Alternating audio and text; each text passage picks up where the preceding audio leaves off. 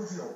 শেষ প্রশ্ন করি, যে নতুন আবার তো রিসাবল হলো এই ট্রাইব্যুনালটা, এরা কি বিচার শুরু থেকে করবেন না যা হয়ে গেছে তার শেষের দিক থেকে করবেন?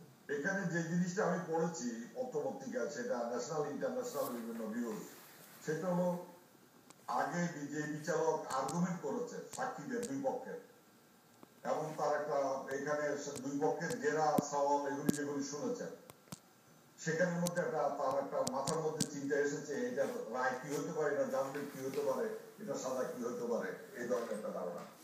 কিন্তু হঠাৎ করে আপনি মানে এই কোর্ট যদি রিসাবল করা হয়, তিনি ওই কাগজগুলো পড়ার পরে তার যে ধারণা আর প্রত্যক্ষভাবে সাক্ষীদের মুখ থেকে কথা শোনা, দুটোতে একরকম হবে না, নাও হতে পারে।